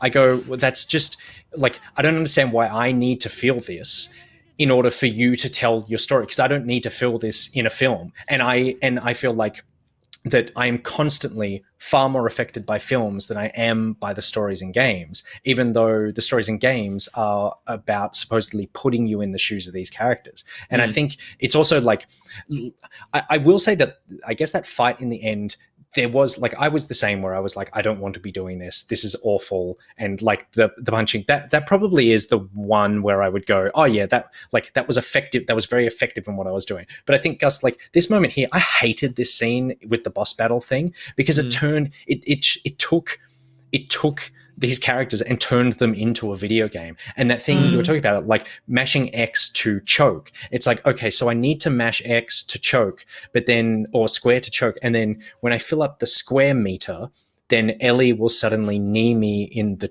stomach and I'll let go. And I'm like, well, like you only made me press that button so that I get a bad feeling about what's happening, but then you'll take over control of the game again and remove it. And I feel like that's like a cheap way to make me feel bad. You're just putting me in a scenario where I have to do bad things. And then the game goes, well, like, and again, I don't think the game is personally trying to make me feel like, Nick, you're a bad person, but like it then takes the control away from me and goes, oh God, like imagine if we'd let you continue pressing square, you would have choked her until she died. And I'm like, no, fuck you. I wouldn't have. You made me do that in order to get to the next part of the game. And then all the relief, the game took over and was like, okay, now the game is going to make the choice to let this person live. Yeah. I only had to constantly make the choices of trying to kill that person. So that's where that kind of like doesn't work for me, because it does make me feel like I only do the bad things. And then the game constantly tells me this message of like violence is bad. I'm like, I know, video game. That's why I didn't want to do any of your bad things. I'd love to be a fly on the wall watching you play. Yelling. I think that's a totally fair point, and I think it's like there is still a long way for video game storytelling to evolve in terms of how they kind of make you complicit in the actions of characters to like affect certain emotions and feelings, you know, from you. I suppose like this is the most affected, I suppose, I've been, you know, over games like, you know, David Cage games, which are all about story and all about making choices and quick time events and stuff like that. I found that far less affecting than something like this because of some of the choices that they made. So yeah, well, I think there's totally places where it was a bit cheap and could have been done better. But I mean, and with the David Cage thing, I mean, the difference between David Cage and this is like the multitudes, but the two biggest things are the writing in David Cage is terrible, but like most games, like honestly, most games use character cliches as as like most characters are just cliched in a video game. They do the thing that you expect them to do, and what something like this game does, and what sophisticated storytelling does in video games, is use character archetypes, so that you present a scenario and then you fill it with the multiple options that could appear and that could happen because this character is in this scenario. Whereas a cliche is like, there's only one thing that can happen here. Like this character is always going to just do the one thing that you know they're going to do. And that's where David Cage storytelling falls down. And that's where I think this storytelling is really strong. And I think that for me, it's like when I then enter these scenarios where I have to do the bad thing, that's where it feels like I don't think I can explain this properly, but for me, it feels like a gameplay cliche to make me do the violent thing until the last possible moment, and then I can't do the violent thing anymore and something is stopped. And I'm like, gameplay wise, you have railed me down a cliched gameplay moment when what your game is dabbling in is trying to be really complex and doing a really good job of presenting like these archetypes that are filled with interesting character development. So yeah. I think, you touch on the point I was about to make as well, which is that one thing where we haven't addressed directly is that I think the merit of this game on the writing, the motion capture, the performances, for me, means that I have a disconnect to these characters in a good way, which is that I am not feeling that personal connection to the gameplay like you're talking about, Nick, whereas I am just kind of witnessing what these characters are doing. And because they are so well written, because they are so well performed, I believe this is what they would be doing kind of regardless of how I'd be interacting with it. I'm just there to kind of gently push it along and get a form of gratification out of that, which is gameplay. Like if you are sitting back entirely watching passively, there's a part of me that would just be like, this would make a better film. So as we were talking about before, when Steph and I were saying there's those moments of elation and kind of sort of feeling relief when it all goes away. Like, I believe that these characters would be choking each other out till they could, and all that, because of everything I've seen up to that point. And again, a huge props to the fact that they're just so well written, they're so believable that that's what they're doing.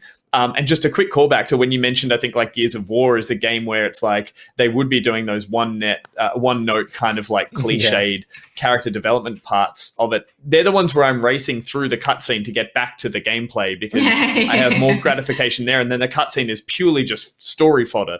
Whereas it's weird, it's just at least strange with a game like this, and really satisfying, I find, to be playing through the gameplay, like craving those moments of story that happen in between it.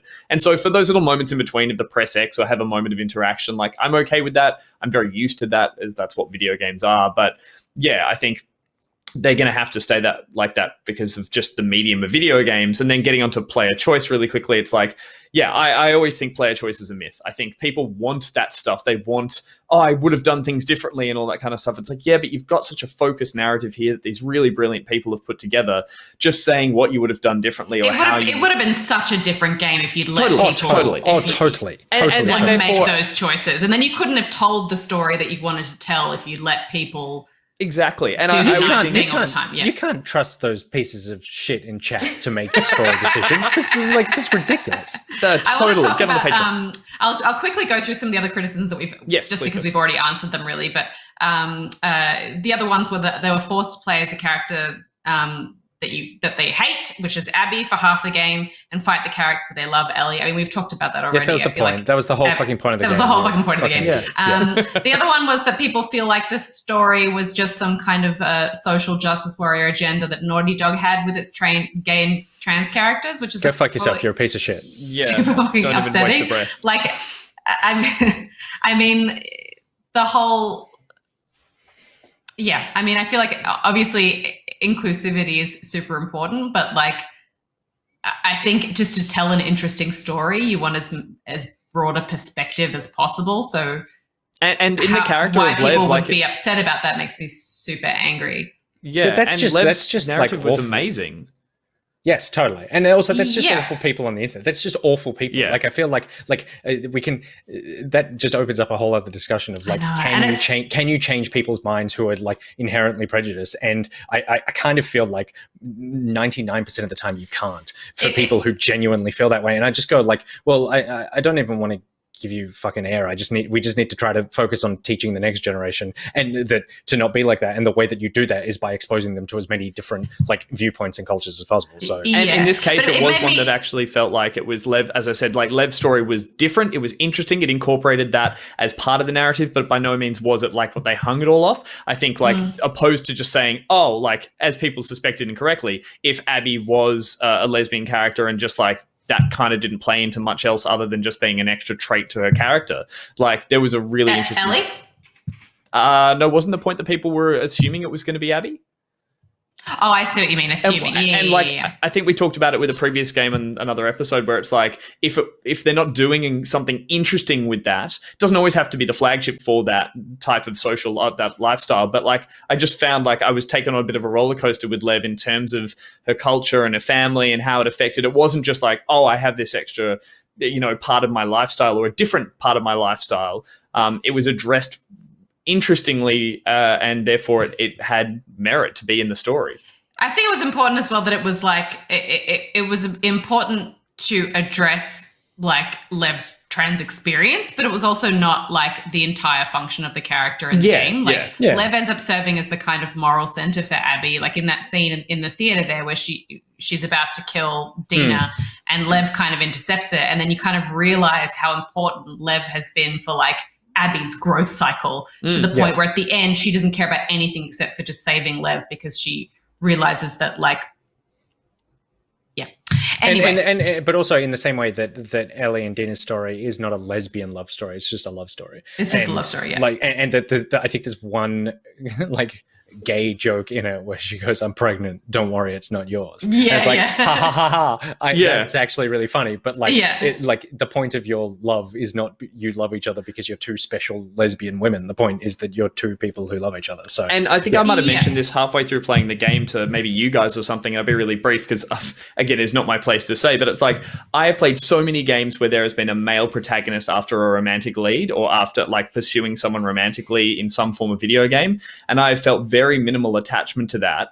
But that's because I guess maybe I can somewhat associate with what they're going through. Whereas like I find this is the perfect example of to see an experience from two people who are from a different gender and a different sexuality than me. I've never cared so much about a relationship because it was so it was eye-opening to me, or not eye-opening, but do you know what I mean? It was so different from my life experience, and therefore it had a lot of meaning to me. And it's like I feel like that carries weight with a lot of these decisions when they put these different styles of lifestyle into games like this. It can be more impactful for you because, as I said, I'm tired of seeing reflections of what they think of the majority, and this meant a lot more to me.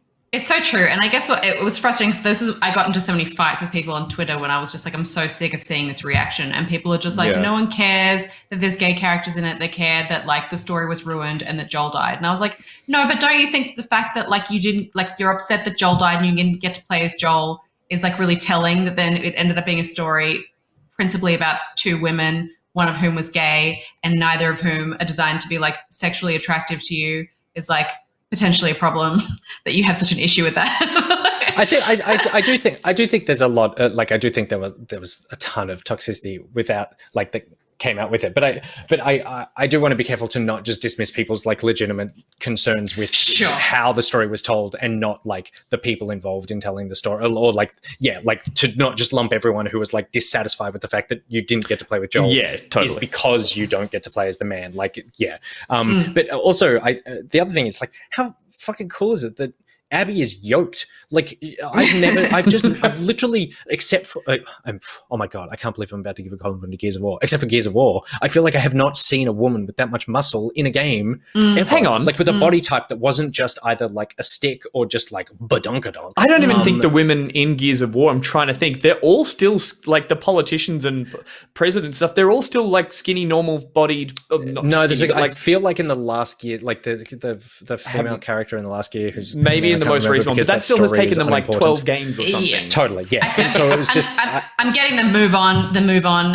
warning from Peter that we should probably just like discuss the end of the game. But the last thing I want to say just about that was that my favorite thing about all of that was Steph's tweet about Abby, and it was that the only unrealistic thing about Abby is there's no way she could eat that much protein in a post-apocalyptic environment to keep that bulk on. Those cows in the stadium paddock, they were just for her. Yeah, I was eyeing off that stadium where all the cows were there and stuff, and I was like, that is not enough grazing room for that many cows. No. It's just not. It's just not. And I don't people are like, didn't you see all the burritos and beans have a lot of protein? I was just like, yes, but for women to put on that much muscle, you have to be consuming a lot. Anyway.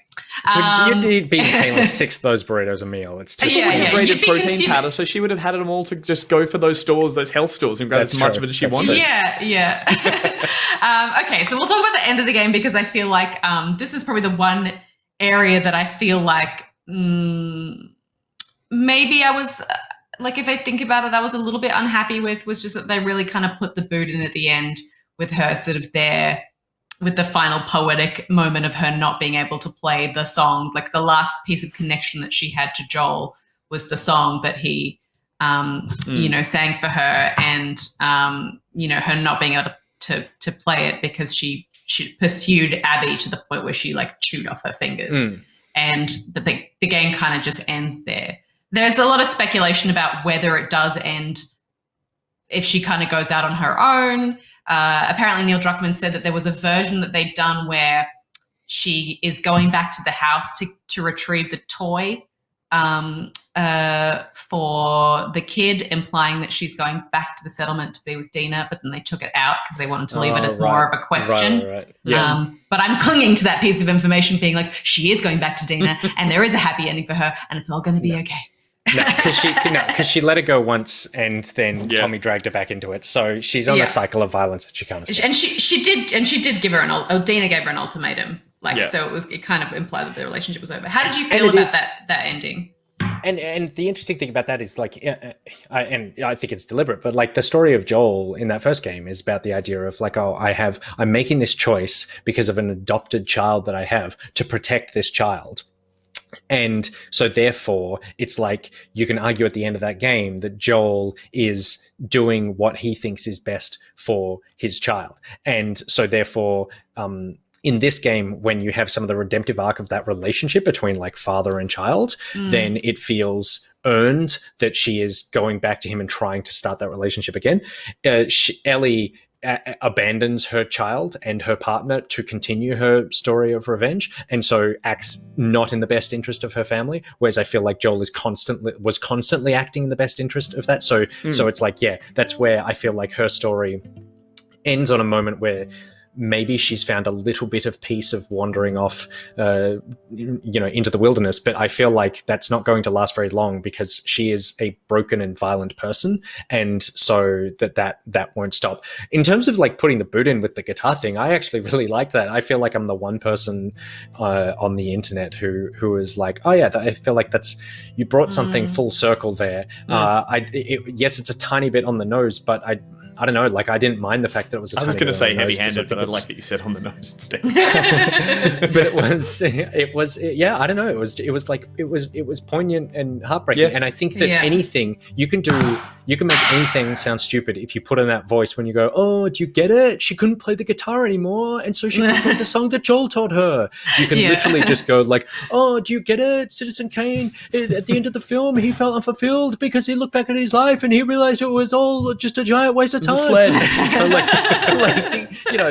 every story could be told when you do that voice, which is basically the voice of Reddit. I think it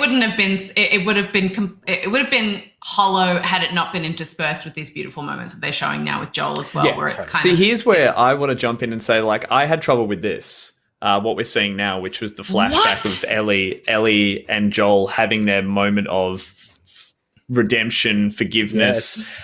This didn't sit well with me because up until that point, you'd seen, as Nick said, Ellie is on a destructive path. It kind of is polar opposite to what Joel was doing. His was selfless, hers was selfish.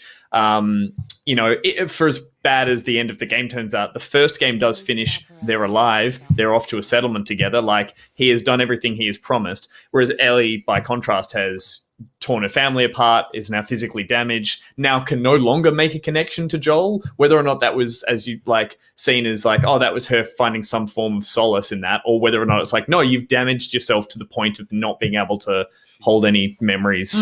And then to show this point here felt a bit... This was what I found was unnecessary because I had made these assumptions myself and I didn't need to see... This is as close to a happy ending as you get because it's really that stress of hanging out going, did Ellie ever speak to Joel about it? Did they reconcile? Did they reconcile? For me, that's where the real power of it comes from. That's where that real sort of pathos at the end of being like, I feel miserable and I feel sick, but I also feel affected. And so for this to come in and just basically be like, oh, they were about to patch stuff up, so they kind of left on a good note. I'm sure they had a lot of, they played around with a lot of different story scenes and how to place them and where to kind of put them in the story. And I feel like this is one of those decisions where it was just like, you got to the end of the game and without this scene, it would have just felt too bleak and too hollow. And for me, I needed this to feel like I walked away from this not wanting to kill myself. So while I understand what you're saying, like it's like you could have assumed all of this and maybe you should be just left with the like harrowing like realization that she's destroyed every connection that she ever had with Joel. Like she still has the memories of him and she still carries him in her heart. And I think this is an important kind of reminder of that. You could have done that in a way that showed a treasured memory, but didn't have to be the exact memory of him saying or her saying, I think I can start forgiving you. Like that, again, I think that was just where it felt like, by committee, they needed this moment to just feel like a happy ending. I think as well, because Gus, you and I agree on this. no one else in the chat does, and you've been cancelled, and so therefore so have I. And someone said that who was it? It was Every said this makes the entire thing more tragic, and I actually disagree. I think it removes the tragedy. So I mean, it removes part of the tragedy. Her father figure died, so it's still tragic. But the thing, their journey has done an arc from the beginning of the first game to this scene. And this scene is the arc of their journey. And they have shared good times and hard times and testing times, but they have come full circle and have agreed that, yes, we are family. And then he is taken away from her. And while that is tragic that he is taken away from her, it's like what he took away, what was taken away was like more of being able to just be happy together. And that is a real loss. I think almost the definition of tragedy is that if you remove this scene and you never see that they manage to reconcile their relationship, then what was taken away from her was the ability to find closure with him. And that is why she cannot let go of the revenge aspect. Because here, by showing the scene, it shows that she had closure with her relationship with him, and so therefore is choosing to go on this revenge thing out of like the pain of the loss. Whereas if you take this out, her revenge story to me makes more sense, because what she's doing is like acting out against the fact that like, I can't now say the things that I wish I said to him. I will never get that moment, and so I'm going to make you pay for like taking that moment away from me, and also in some diluted way to think that if I kill enough people, then maybe I can make it right. That's the thing, isn't it? Because that is actually tragedy, that she becomes a tortured character, because in theory, she can move on from this, even though I don't think she does. She can move on from this having closed the loop of like, okay, well, I'm not going to kill the person who killed my dad, and I'll always have the happy memories of my dad. But if they hadn't reconciled that relationship, they would not always have the happy memories, because it would have been left on the idea that this was a fractured relationship that never was made whole. And so therefore, that's why you have a fractured person who is trying to make herself whole. Everything that you're saying makes so much sense, and I totally like accept it as like a valid way that could have made the story better, but I would have been, I think, so gutted without that scene, and I feel like I needed it deep in my soul. I needed to see it. I needed to know that it happened, and I needed to finish the game with that little piece of joy. And I still buy her whole. I still buy her revenge story as acting out of loss and grief and revenge, based on the fact that he was, that they'd closed that loop and he was everything to her, and she was robbed of a life with him, I suppose. Yeah, but it makes a good point, because that pain you think in most stories can eventually be overcome if there was some form of if there was some solace at the end, or as you said, that reconciliation. And I think you're spot on, Nick. That would have made it a far more powerful sort of reason for her to be so fractured at the end of it, and quite literally broken, that she's like, oh, I couldn't get that. I could never actually go back in time and have that conversation I wanted. Which I'm going to pretend that scene was her imagining it. Let's go with that. That'll make me happier. But we have some questions in the from the chat that Peter has collected for us. Phoenix O'Lion has asked, do you anticipate Naughty Dog continuing this story?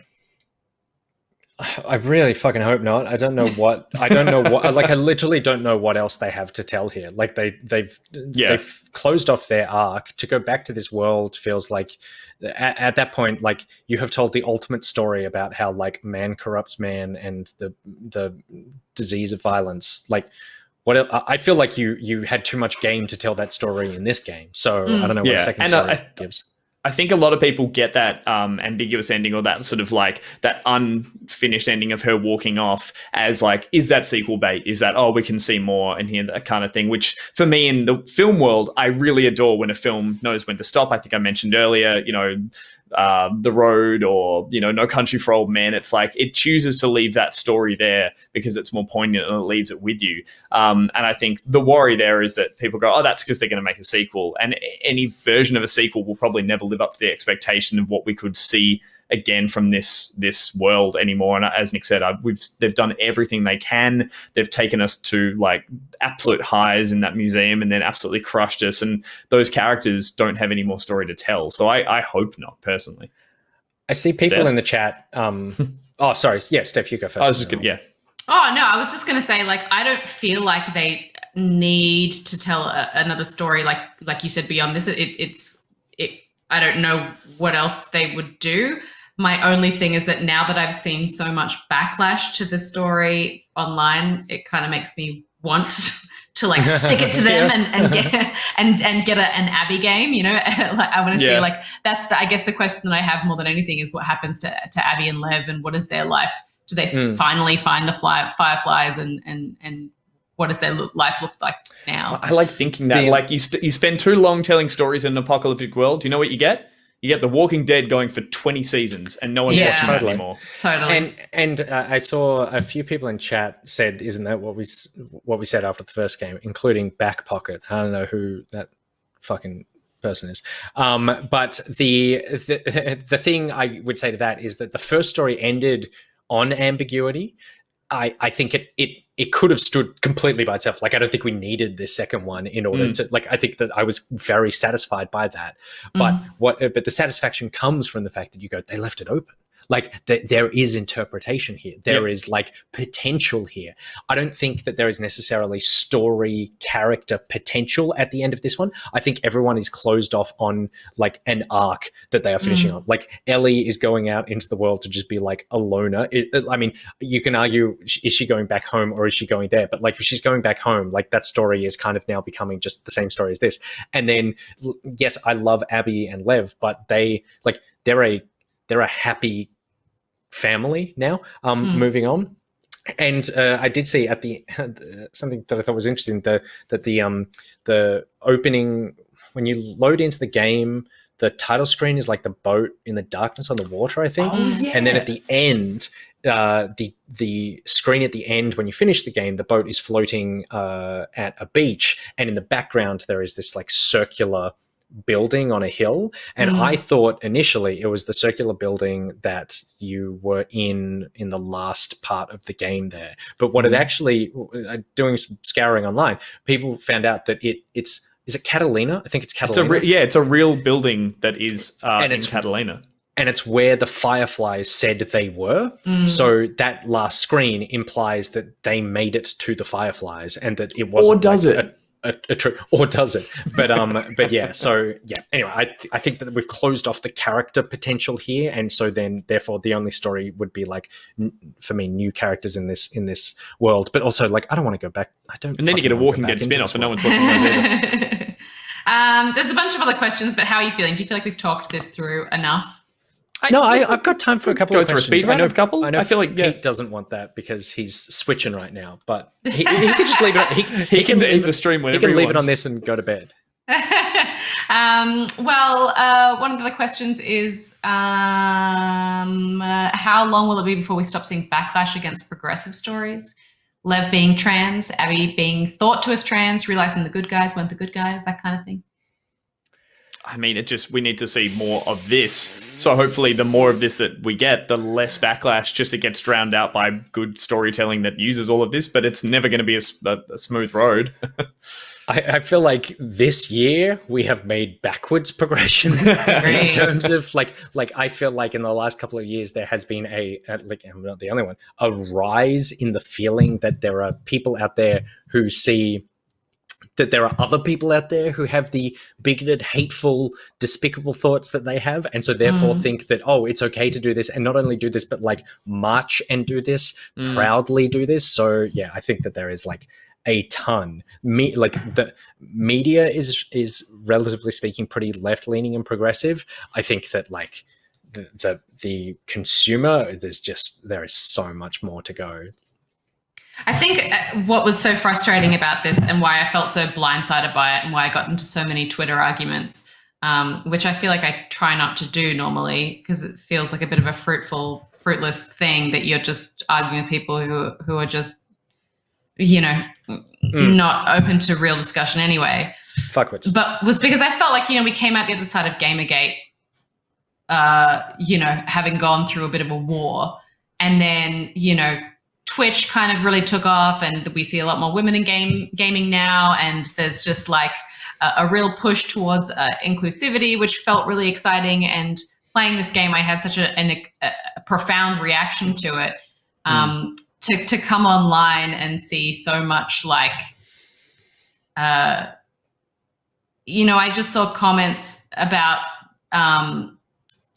social justice warrior stuff. I saw people just being like, I don't want to play as this dumb woman built like a fridge. Like, I don't care about whatever Naughty Dog's lame agenda to push trans characters on us. Like, I just want to play as Joel. Like, it felt like I felt so disheartened by like gamers as a whole. Like, I thought we'd come so far, and then this was such a big wake up call. It's like when Trump got elected, everyone was just like, I didn't think things were this bad. Like, I thought we'd actually made some real strides, and this is showing me that like maybe we haven't made any progress at all. Maybe in fact we've gone backwards. Yeah, but sometimes it's just that they're the noisy people, and I don't want to say by any means that.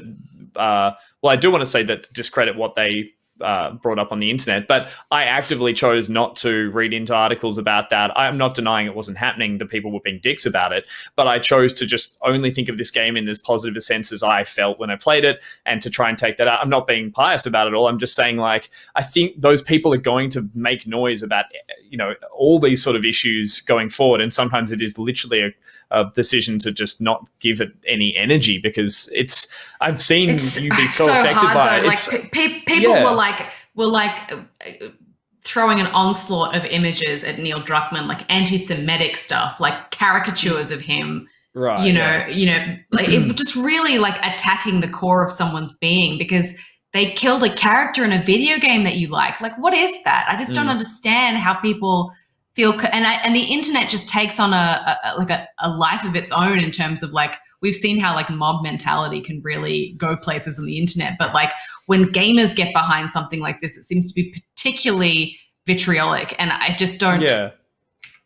Yeah. I mean, if you're Neil Druckmann, it's incredibly hard to just shut the door to it all and that kind of thing. I understand. But I'm just trying to think like, it sounds naive, but just being positive and just shutting that stuff out, because it doesn't warrant the discussion, because they are wrong. And it is, there's nothing good comes from that discourse. So in my opinion, it's like, and again, purely coming out of a point of empathy that, Steph, I've seen you be physically drained by having to witness that and see something attack a product that you, or like a piece of creative media that you really cared for. So it's like, there can only be so much good from giving it more airtime sometimes, I think. But having discussions like this are really important as well. So and at least we have our awesome community that we can like trust are awesome and amazing. Yes, totally. And I do, and Gus, I totally hear what you're saying. And this is a much broader discussion, and we're so not like, we don't need to get into this. But I think that the thing is that I think that a lot of like media, like I spoke about, like in particularly the arts, being left, being the thing that you consume all the time, gives the impression that everybody thinks like you do.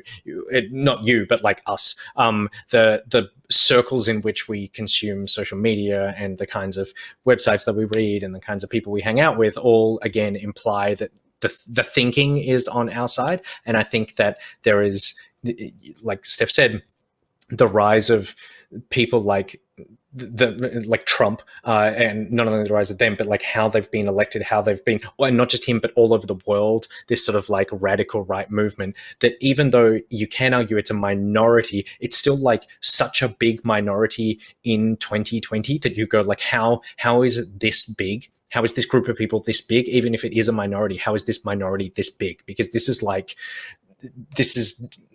Stone Age thinking. And so for me, when Steph does the kind of like, I feel like Steph goes into a lot of these arguments trying to reason with people, and I think that's like totally like so morally just and wonderful and beautiful. And Gus, I think that you also do something that I also think there's a lot of value to, which is like protect yourself and just go like, I'm not going to engage with this because like you're clearly fucking right. And I have flitted between both of those standpoints, and I'm now just at a standpoint in my life where I just like will tell people that they're absolute fucking disgraceful human beings who don't deserve to be a part of society, let alone like a conversation online about a video game. So like I am now aggressively on the attack of these people. So I feel like between the three of us, we've probably got some kind of balance. I feel like I won't actively ignore it, and if someone's arcing up to me or someone I care about or something like, then I will happily throw my dog into that fight. I'm not using that right, but like, it's not a question of ignoring it. It's just sometimes like trying to use that energy and focusing on a cause that I feel like can be a more positive outcome. No, totally. Sorry, and I don't want to give that impression that I was saying you ignore it. You push the positive side of it. Steph pushes the rational side of it, and I want to stab people. So it's like, but you do it by pressing X really fast, and where did you learn to do that? That they always end up punching me in the stomach, and I can never actually put the final knife. Insufferable Scotsman. It's not really a question, but just like gives his thoughts on the ending. I found the overall point of Ellie's path was forgiveness.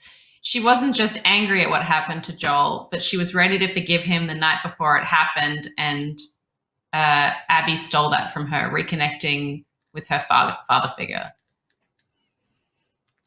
I mean, it was up until that point, and it stopped being about forgiveness very quickly, I feel. So it's like whether that's the flaw of her, as you said, that sort of toxicity of revenge and violence, just overcomes that ability to be forgiving. And as you said, it's like a cancer for her. It just, as much as she tries to steer back onto that path, it's just not going to happen, and she's irredeemable to a degree, I guess. Yeah.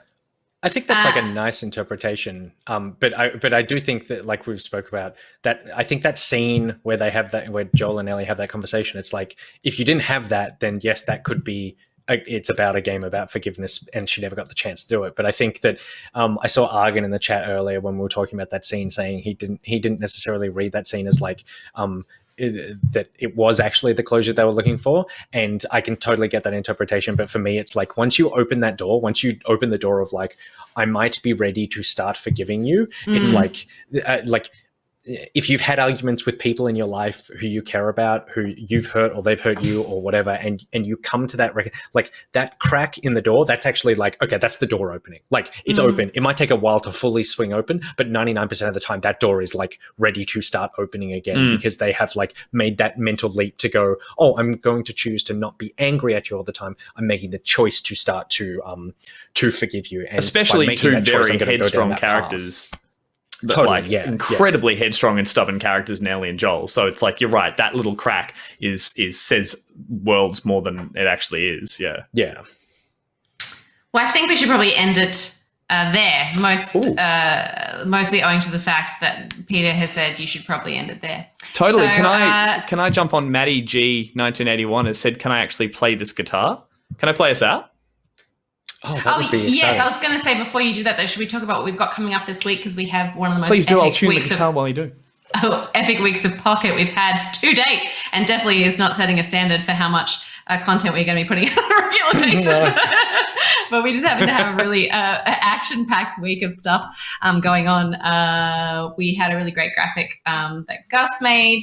We put that in the Discord as well. But coming up this week, obviously Tuesday, tomorrow, we have a playback of Paradise Killer. Who's in that playback, Nick? You? Just you, solo? I'm not playing just that game. Me and my dick fingers. It's going to be OG. It's going to be OG Pocket vibes, Nick with dick fingers. I feel like I don't need to say any more about that because that's enough to get people excited. You're all filthy. You're all filthy. That was the real subtext of The Last of Us 2. On Wednesday, we have the Somewhat Daily Backup, which is our morning news show. That's going to be at 10:30 a.m. AEST, talking about news and stuff like that. And in the evening, we have another stream for Immortals Phoenix Rising, which is the new game from Ubisoft. We got a little bit of a look at it recently at the most recent Ubisoft Forward. So check that out. It's 8 p.m. on Wednesday. Then on Thursday... And also, sorry, I will clarify just on that. We also got hands-on with the game, Steph, like all of us did. So we're not just reacting to what we saw in the forward. We've got hands-on. We've got to play a bunch. So we're going to stream and give our impressions on that. Yeah, and then at the end of that stream, you'll see a playback of Steph and I playing the game, and that will also go up as its own separate video as well. And then on Thursday, of course, we've got Back Pocket Tonight. which is what we do every Thursday. And we're going to have a really fun time. Plus the patron-only post show, which happens afterwards on YouTube for patrons. Nick, how do people become a patron of the show? All you need to do is go to patreon.com/backpocket and you can subscribe at any tier. We don't need you to subscribe. You're allowed to enjoy this content free, but you are not allowed to enjoy this content guilt-free. If you are not paying for it, you should feel guilty. I'm allowing you to do it out of the kindness of my heart, but you should feel like some sort of, I don't know, like an Ellie type character if you were to consume this content without paying for it.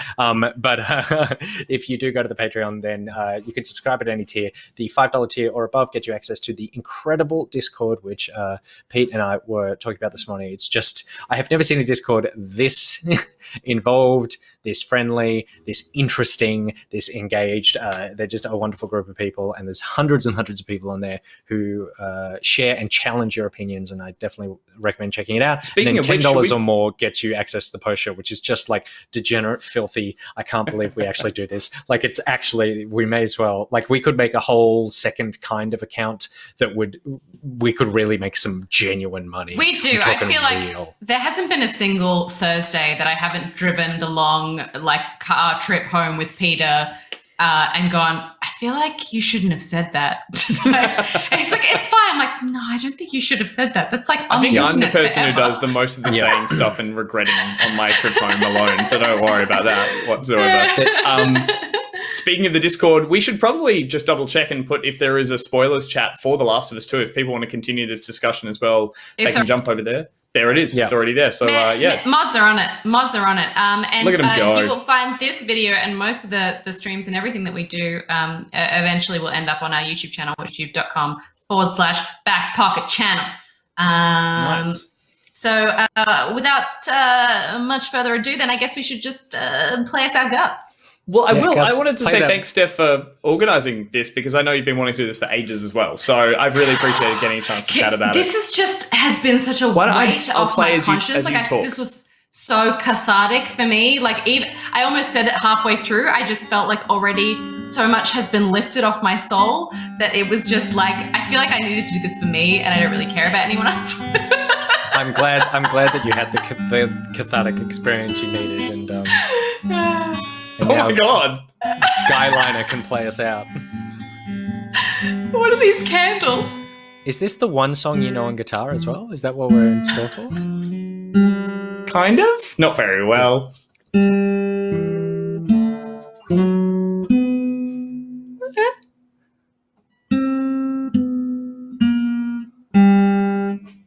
He's a regular Gustavo Santaolalla. the flourish hand on the end came at a point where I was like, okay, he's now settling into this song. And you know, then it was like, if you click both thumbsticks, that's what Ellie does. That was beautifully anticlimactic. I love you guys. Thank you so much, everyone. Back it out. We'll see you next time. Back it out.